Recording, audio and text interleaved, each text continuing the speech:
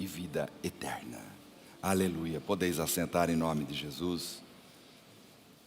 Queridos, eu quero compartilhar uma palavra com você essa noite, assim como foi de manhã. Algo que Deus falou ao meu coração e que muitas vezes nós não colocamos em prática. Sabe, a palavra de Deus é um manual para todos nós. E esse manual é um manual de vida, um manual de comportamento, um manual que vem falar com o nosso caráter, um manual que vem trabalhar o nosso coração. E muitas vezes nós não colocamos em prática esse manual. Muitas vezes, queridos, nós erramos e pecamos no mesmo lugar, na mesma área. E eu quero levar você essa noite a refletir sobre isso. Muitos dos nossos irmãos, eles estão perdendo uma coroa. A coroa da vida. Ah, pastor, mas eu entreguei a minha vida para Jesus. Eu confessei como Senhor e Salvador. Não é sobre isso. A palavra de Deus diz lá em Apocalipse, capítulo 1, capítulo 2, versículo 10, pedacinho B da sua palavra aí. Seja fiel até a morte, e eu lhe darei a coroa da vida. Queridos, se nós prestarmos atenção, coroa na Bíblia nos dá um entendimento de vitória. Uma coroa de ouro, uma coroa de glória, uma coroa de justiça. E também uma coroa de espinhos, de dor, de sofrimento. E Jesus, Ele teve uma coroa de espinhos, de dor, de sofrimento, mas uma coroa de vitória. E nós, como filhos, príncipes e princesas, temos uma coroa reservada para nós. A coroa da vida é a promessa de recompensa eterna. A coroa da vida é o prêmio da salvação. 2 Timóteo capítulo 4, verso 8. Agora me está reservada a coroa da justiça, que o Senhor, justo juiz, me dará naquele dia. E não somente a mim, mas também a todos os que amam a sua vinda. Nós esperamos ansiosamente, aguardamos ansiosamente, amamos a sua vinda. Então nós não podemos perder e nem deixar que nos roubem essa coroa, essa promessa. E Jesus também conta uma parábola, e aqui podemos entender onde muitos estão sendo roubados, onde muitos irmãos estão sendo saqueados, e muitos nem imaginam como. Esse é o maior problema. Muitos nem imaginam como. O Senhor Jesus, Ele fala lá em Mateus capítulo 18, é um texto conhecido nosso, a partir do verso 23, Mateus capítulo 18, verso 23, diz assim a palavra de Deus, uma parábola. Por isso, o reino dos céus é semelhante a um rei que resolveu ajustar contas com os seus servos. E passando a fazê-lo, trouxeram-lhe um que lhe devia 10.000 talentos. Não tendo ele, porém, com que pagar, ordenou o Senhor que fosse vendido ele, a mulher, os filhos e tudo quanto ele possuía, e que a dívida fosse paga. Então o servo, prostrando-se reverente, rogou: sê paciente comigo, e tudo te pagarei. E o senhor daquele servo, compadecendo-se, mandou embora e perdoou-lhe a sua dívida. No verso 28, saindo, porém, aquele servo encontrou um dos seus conservos, que lhe devia 100 denários, e agarrando-o, sufocava, dizendo: paga-me o que me deves. Então o seu conservo, caindo-lhe aos pés, lhe implorava: sê paciente comigo e te pagarei. Ele, entretanto, não quis.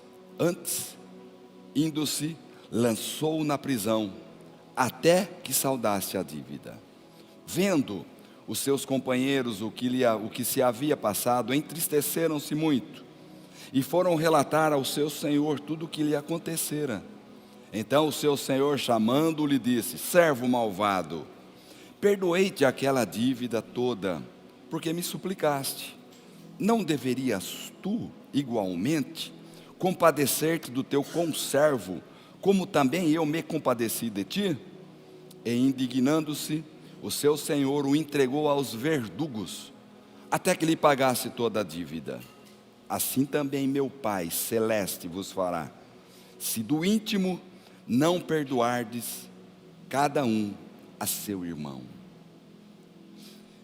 Essa parábola contada por Jesus fala de 3 assuntos importantes, dos quais, se não tivermos um entendimento, se a nossa mente ela não estiver aberta para receber um entendimento claro, fará com que essa coroa reservada para mim, reservada para você, ela fique comprometida. E aqui fala do perdão, da graça e da correção. 3 assuntos: perdão, graça e correção. E muitos não entendem o que é perdoar, assim também como graça e correção. Talvez o entendimento errado que nasceu dentro de nós e que lutamos até hoje contra o que Deus espera. Eu sempre falo aqui que Deus, Ele tem o melhor para nós, mas muitos de nós estão vivendo o bom de Deus e não o melhor. Deus tem o melhor para mim, para você, para a sua família, para a sua casa.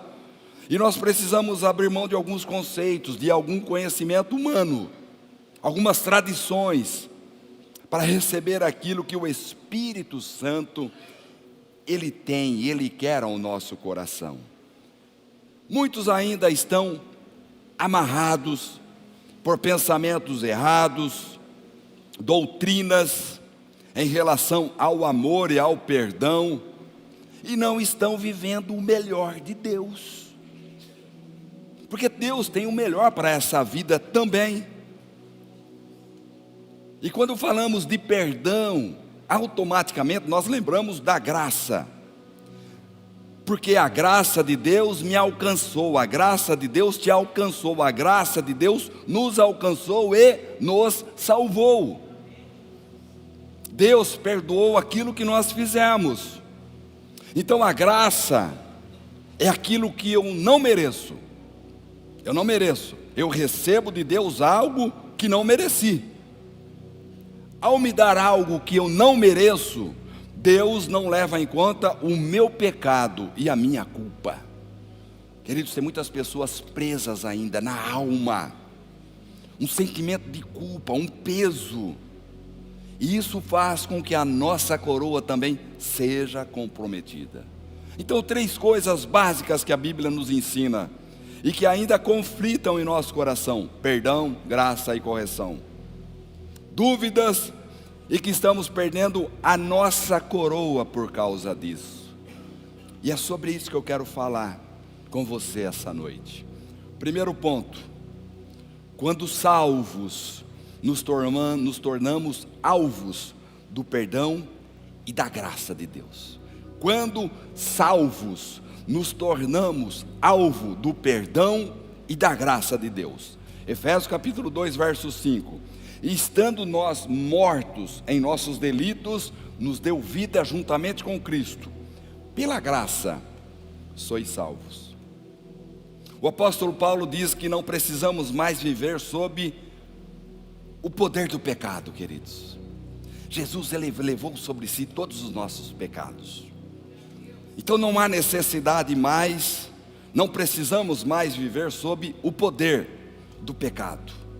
Cristo pagou lá na cruz a dívida do pecado que estava sobre nós, o peso do pecado que estava sobre nós. Jesus, Ele pagou lá naquela cruz, através da sua morte redentora.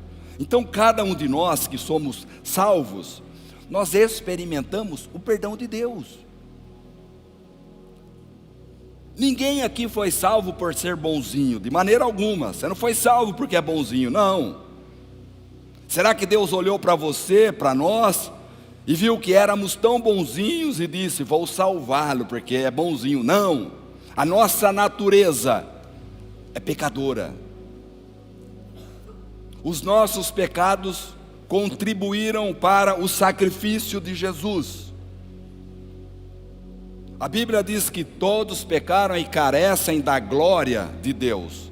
Então todos que foram salvos um dia, eu e você, nós experimentamos o perdão de Deus. Então eu posso dizer que o salvo é um perdoado. Meu irmão, minha irmã, você é perdoado. Você é perdoada. Não tem que ter mais peso sobre nós, o peso do pecado. Aquilo que tira a nossa paz. Eu, você, todos nós somos salvos e por isso somos perdoados. O problema, queridos, é que muitos estão perdendo a coroa, estão comprometendo essa coroa, porque acha que é salvo e não perdoa. O perdoado, ele deve perdoar. Se não fôssemos perdoados, jamais poderíamos ser salvos. Então Deus olhou para os nossos pecados e Jesus, lá naquela cruz, nos deu perdão. Queridos, a palavra é simples, não tem nenhuma revelação aqui, é a palavra de Deus, foi revelada aqui para nós. A palavra de Deus diz que o salário do pecado é a morte, mas o dom gratuito de Deus é a vida eterna em Cristo Jesus. Então Deus, Ele não nos puniu porque merecíamos. A isso, novamente, chamamos de graça. Já pensou se Ele pune a gente daquilo que nós fizemos?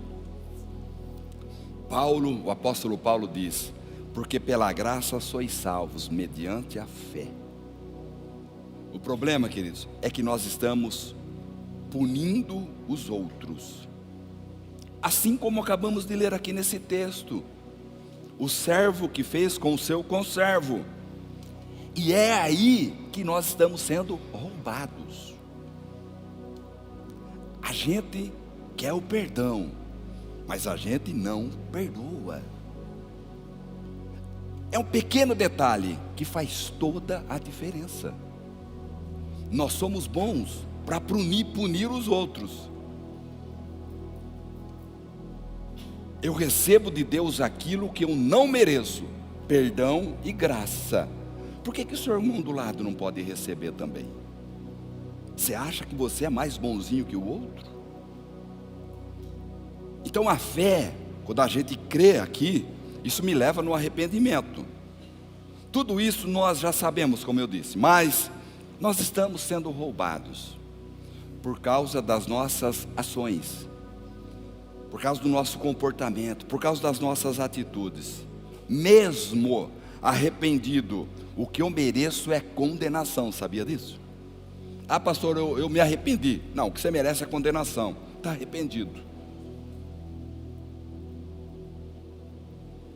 Aí você comete um crime, aí você chega diante do juiz e diz para ele: eu estou arrependido.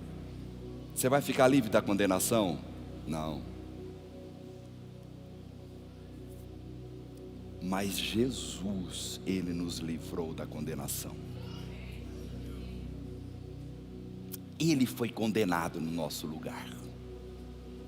E muitas vezes nós não atinamos para isso. Ele perdoou os nossos pecados. Arrependimento não livra ninguém da condenação, mas é colocado um ponto final nesse pecado. É isso que Jesus faz, queridos. Ele lança os nossos pecados no mar do esquecimento, para que jamais seja lembrado. Ele não se lembra mais dos nossos pecados. É aqui que nós estamos perdendo ou comprometendo esta coroa.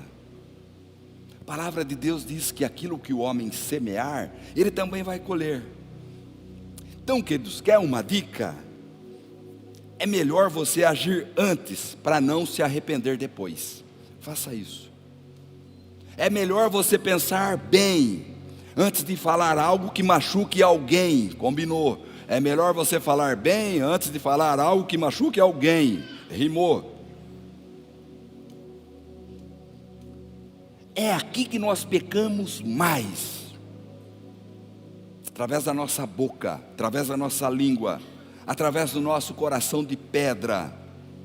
Ou seja, você abre mais a sua boca para criticar alguém ou para elogiar alguém? Você parou para pensar? Porque tem pessoas que eu conheço só abrem a boca para criticar alguém. E eu nunca vi essa pessoa elogiar alguém, por incrível que pareça. E a sua situação? Você abre mais a sua boca para criticar alguém ou para elogiar alguém? Sabe que às vezes nós achamos que somos crentes até mais que os outros, é sempre assim. Mas na primeira oportunidade nós falamos mal do irmão, nós criticamos os outros. E muitos estão perdendo essa coroa através da língua, através da boca, porque só criticamos. Muitas vezes nós somos implacáveis, não somos flexíveis, não abrimos mão dos nossos conceitos. Nós somos implacáveis e achamos que estamos arrasando, achamos que estamos por cima, e mal sabe que a sua coroa está sendo roubada. Quando salvos, nos tornamos alvos do perdão e da graça de Deus. Segundo ponto, quando você ganha seu irmão, quem ganha é o reino. Voltando em Mateus capítulo 18, verso 21. Então Pedro, aproximando-se, lhe perguntou: Senhor, até quantas vezes meu irmão pecará contra mim, que eu lhe perdoo? Até 7 vezes? E se a gente prestar atenção aqui, irmãos, está no âmbito da igreja, algo espiritual, daqueles que foram salvos. Esse texto aqui é para nós. Jesus está falando com seus discípulos, com seus irmãos. E a pergunta de Pedro é desse relacionamento, da pessoa que está junto comigo, na mesma pegada, na mesma caminhada. Irmãos lutam juntos pelo mesmo objetivo. A igreja, o corpo de Cristo, é a mesma coisa. E Pedro pergunta para Jesus: até quando vou perdoar esse irmão que peca contra mim? E daí Pedro dá uma ideia de quantidade. Será que até 7 vezes está bom, Senhor? Queridos, Pedro aqui é bonzinho. Sabia disso? Você consegue perdoar o seu irmão que está do teu lado 7 vezes? Não precisa responder não. Na primeira você perdoa, na segunda você já quer dar uns tapas no meio da orelha dele e não perdoa. Agora 7 vezes, será que nós conseguimos perdoar o irmão que pisa na bola com a gente? A primeira, legal. Segunda, terceira, quarta, não me vai falar que você perdoa 7 vezes. Pensa sobre isso. No verso 23, quando Jesus começa a contar a parábola, ele diz: por isso o reino dos céus é semelhante ao rei que resolveu ajustar contas com seus servos. Essa parábola aqui é para nós, servos, irmãos, como igreja. Jesus aqui trata de uma circunstância relativa à igreja. Ele trata de um pecado, ele trata de um desentendimento, ele trata de uma desavença, um ajuste de conta. Onde? Dentro da igreja, embora ela ainda não existisse. Voltando no verso 15: se teu irmão pecar contra ti, irmão, igreja, não é estranho. E Jesus continua: vai arguí-lo entre ti e ele só. Ou seja, resolva vocês dois. Se ele te ouvir, ganhaste a teu irmão. Você ganhou o seu irmão. Apaga-se o pecado que foi produzido. Louvado seja Deus. Aqui é onde nós pecamos, é onde nós não perdoamos, é onde a nossa coroa está sendo comprometida. Quando você ganha o seu irmão, quem ganha é a família. Quando você ganha o seu irmão, quem ganha é a igreja. quando você ganha o seu irmão, quem ganha é o reino de Deus. E é isso que Deus quer que façamos. Ou nós estamos malhando o nosso próprio irmão? A coroa de muita gente está sendo comprometida por esse motivo. E daí, quando vem a correção, quando vem o confronto, nós ficamos incomodados. Hebreus capítulo 12, verso 6. Porque o Senhor corrige a quem Ele ama, e açoita todo filho a quem recebe. Então, queridos, correção está atrelada a perdão também. A pergunta de Pedro era: quantas vezes eu vou perdoar o meu irmão sem fazer nada? Porque a gente perdoa e depois a gente quer fazer isso, quer malhar ele também. Perdoei, mas não vai ficar assim, não vai ficar impune. E Pedro está perguntando: quantas vezes eu vou perdoar o meu irmão sem fazer nada?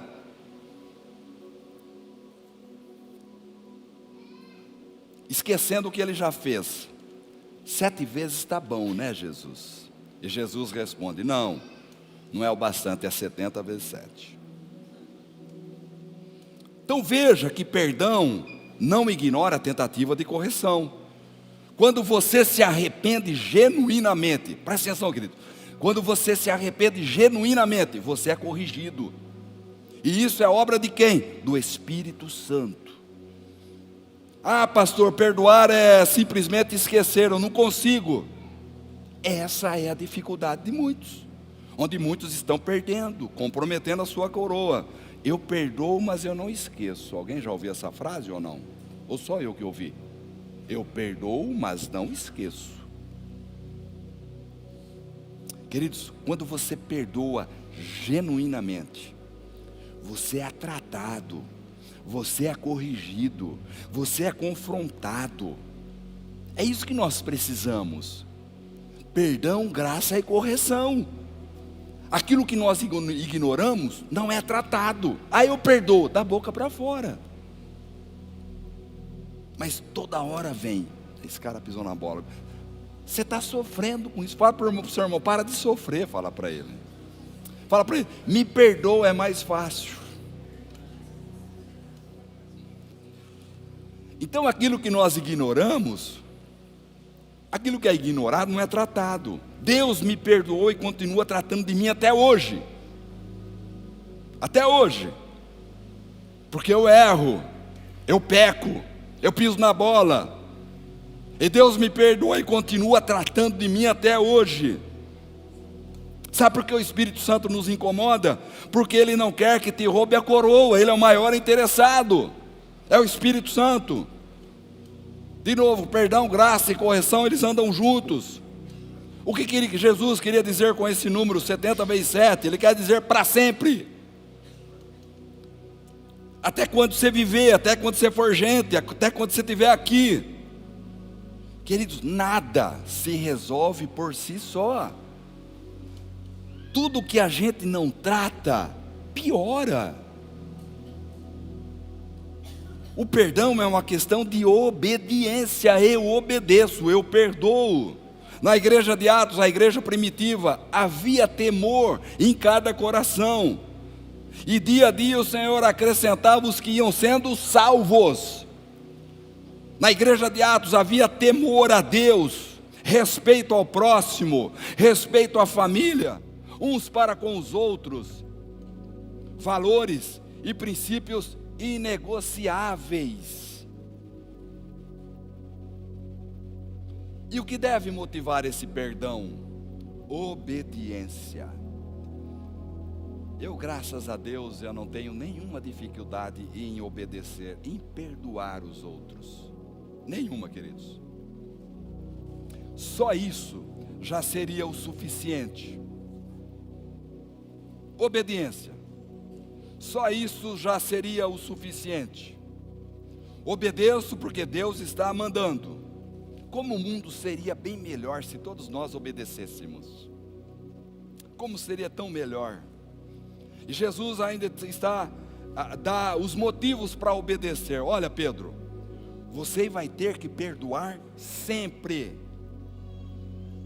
Olha, Pedro, entenda que nessa parábola, você é a pessoa que muito foi perdoado. E se você foi muito perdoado, você precisa perdoar. Queridos, nós fomos muito perdoados, louvado seja Deus. Quem era você antes de conhecer Jesus? Eu posso falar por mim. Eu fui muito perdoado, louvado seja Deus.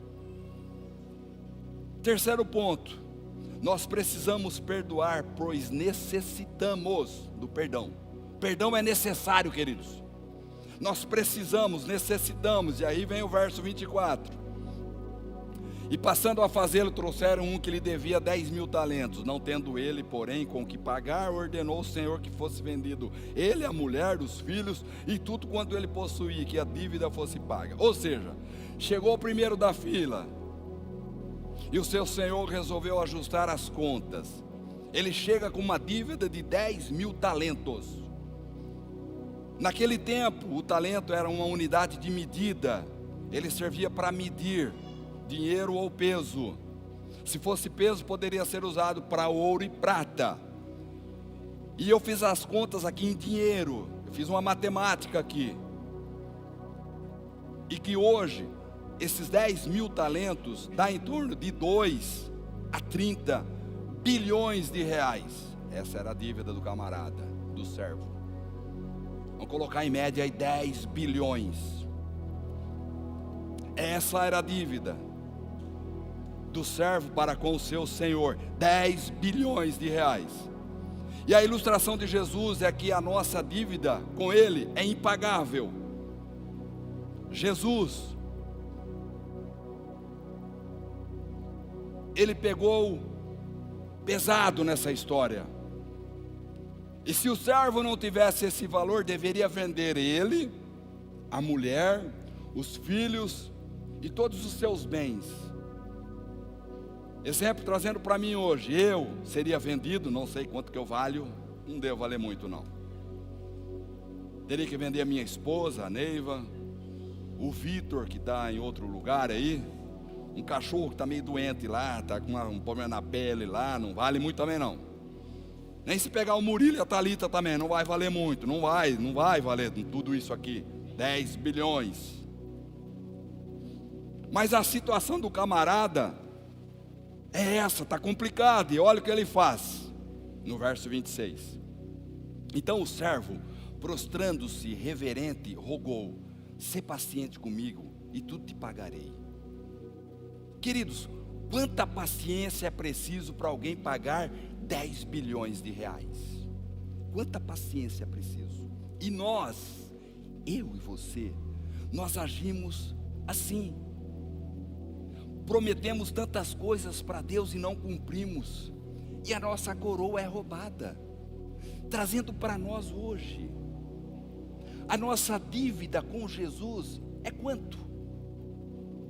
O nosso Senhor, e Ele pagou a nossa dívida lá naquela cruz, nós não devemos nada, Ele pagou toda essa dívida. Quando fala aqui essa dívida, não é só de dinheiro não, é de tudo, é liberdade. Então muitas vezes nós não cumprimos, e a nossa coroa é roubada. No verso 27, o senhor daquele servo, compadecendo-se, mandou embora e perdoou-lhe a dívida. Jesus perdoou a minha dívida, a sua dívida, louvado seja Deus. É isso que Ele fez comigo, é isso que Ele fez com você. Ele perdoou as nossas dívidas, a nossa situação é a mesma. Será que Deus nos perdoou porque merecíamos? Não, Deus teve compaixão de mim e de você. Ele nos salvou, Ele nos perdoou, Ele quitou a nossa dívida. É isso que Jesus fez comigo, é isso que Jesus fez com você. Ele quitou, Ele pagou, e aí continua a história no verso 28. Podia parar aqui, louvado seja Deus, encerrar o culto e pronto, vamos embora. Mas não é assim que funciona. No verso 28, saindo porém, aquele servo encontrou um dos seus conservos, que lhe devia 100 denários, e agarrando-o sufocava, dizendo: paga o que deve. 100 denários, querido, trazendo para nós hoje, equivale a aproximadamente 5 mil reais. Essa era a dívida do seu conservo. O servo devia 10 bilhões de reais, e o seu conservo 5 mil reais. É um dinheiro bom, mas dá para pagar. Não se compara com os 10 bilhões de reais. Mas o servo, perdoado pelo seu senhor, ele agarra o seu conservo pelo pescoço e faz ele vomitar o almoço e a janta, querendo receber os 5 mil reais que ele devia. Queridos, é isso que nós costumamos fazer com os outros, sabia? É isso que a gente faz. Nós esquecemos que fomos perdoados de uma dívida impagável e não perdoamos aquele que nos deve tão pouco em relação ao que nós devíamos. É isso que a gente faz. Quando eu falo aqui de perdão, não é de dinheiro, é você pecar contra alguém, ou alguém pecar contra você. Não deixe que te roube essa coroa. Essa é a nossa atitude quando nós não perdoamos. Nós fomos muito perdoados, louvado seja Deus. Mas nós temos dificuldade em perdoar o irmão que está aí do teu lado.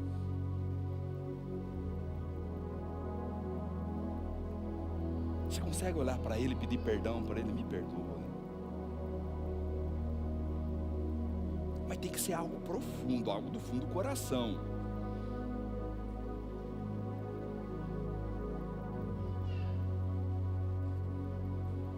Aí o verso 29 diz assim: então, o seu conservo, caindo-lhe aos pés, lhe implorava: sê paciente comigo e eu te pagarei.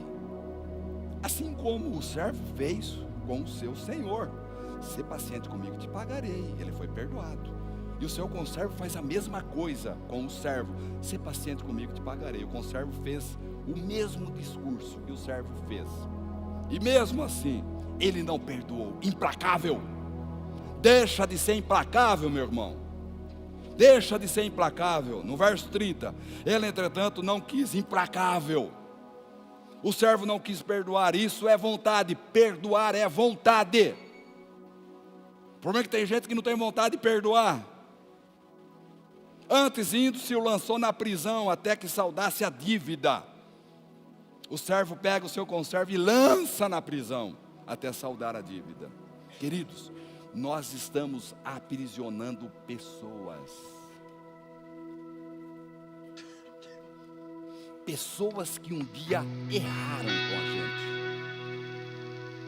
por muito menos do que nós erramos com Deus e com os outros. Queridos, dentro da própria família não existe perdão. Marido não perdoa a esposa não perdoa marido. Filho não perdoa pai e mãe. E esquece que você errou muito mais. Estamos aprisionando pessoas. Não perdoamos, pior ainda, mantemos pessoas presas sob o nosso controle. Então nós precisamos perdoar, porque nós precisamos do perdão. Eu quero concluir essa palavra lá em Mateus ainda, continua 18:32.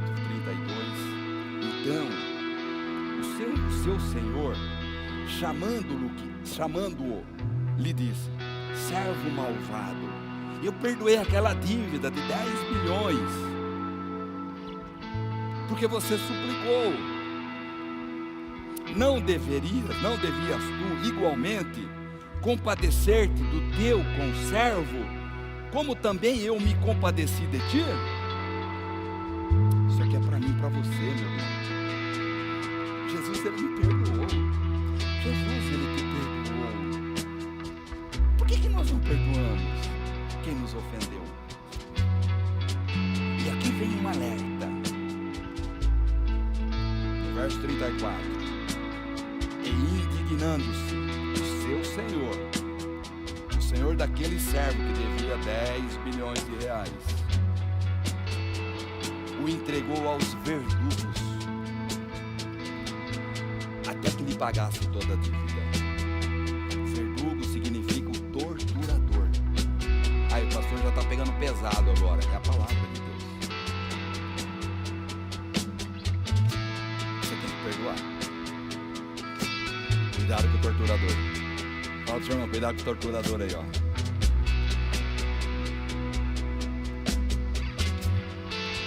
Se não perdoarmos, Deus também diz, eu não vou te perdoar. Mateus capítulo 6, verso 15, depois você lê. E daí onde vamos tirar 10 bilhões de reais? Por isso, queridos, o verdadeiro salvo está sempre disposto a perdoar. Ah, pastor, eu sou salvo, mas você não perdoa. Não adianta. Ah, eu entreguei a minha vida para Jesus, mas você não perdoa. O verdadeiro salvo está sempre disposto a perdoar, a receber a correção sem reclamar. E é obediente até a morte. Perdão, graça e correção. É disso que nós precisamos, queridos. Para não deixar que a nossa coroa seja comprometida. Se coloque em pé agora em nome de Jesus.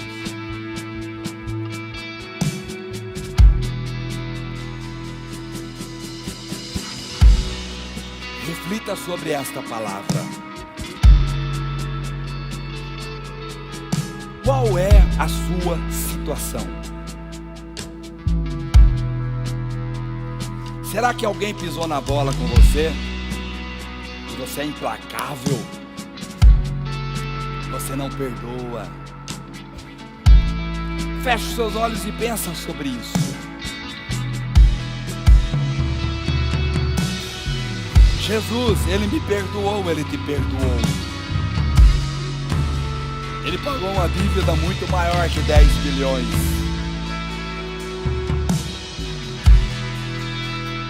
Ele me perdoou, Ele te perdoou.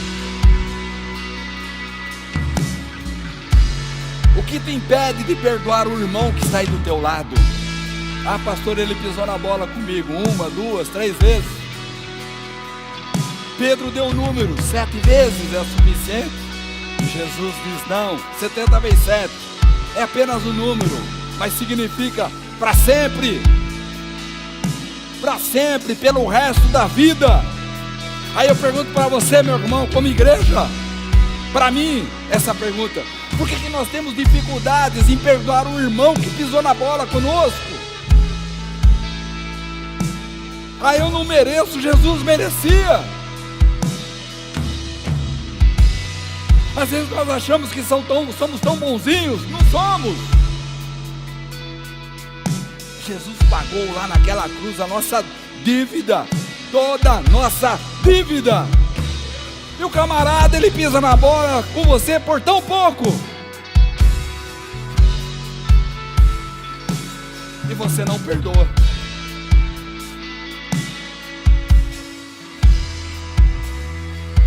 Reflita sobre isso. Será que tem alguém que você tem que perdoar? E você está aí, aprisionando você e ele. Será que é seu marido, a sua esposa, o seu colega, o seu amigo, lá no seu trabalho, o seu líder, o seu pastor? Eu estou aqui, depois pede perdão para mim. Por que nós temos dificuldade em perdoar? Meu irmão, você pisa na bola. Não devemos achar que somos tão bonzinhos assim. E Jesus, Ele nos perdoou. Jesus, Ele nos perdoou. Talvez nós sejamos o mais implacável de todos. E Jesus me perdoou. Jesus te perdoou. Perdoe também. perdoe também. Feche teus olhos, Pai. Obrigado por esse momento, pela Tua palavra, Deus. Uma palavra, Deus, para alinhar a nossa caminhada com o Senhor. Ajustes, ó Deus, que são necessários. Perdão, graça e correção. Como nós precisamos, Senhor. Como nós precisamos ser corrigidos. A Tua palavra diz que o Senhor corrige aquele que ama. O Senhor já perdoou os nossos pecados. De graça recebemos, de graça dai. Pai, alinha o nosso pensamento, o nosso coração com o Senhor. E nós queremos romper, ó Deus, em todas as áreas. Não queremos aprisionar ninguém. Não queremos aprisionar ninguém. Não queremos também ser aprisionados. Para isso, Deus, o Senhor nos perdoou. O Senhor pagou todas as nossas dívidas lá naquela cruz. Satanás não tem direito mais sobre as nossas vidas. Ele não nos aprisiona mais por causa de Jesus lá naquela cruz. Por que nós devemos aprisionar o nosso irmão? Obrigado, Jesus. E que nós possamos refletir essa semana sobre essa palavra que trata de cada um de nós, que nos livra, que nos liberta. Obrigado, Jesus, pelo Teu amor, pelo Teu perdão, pela Tua graça e pela correção. Estenda suas mãos assim.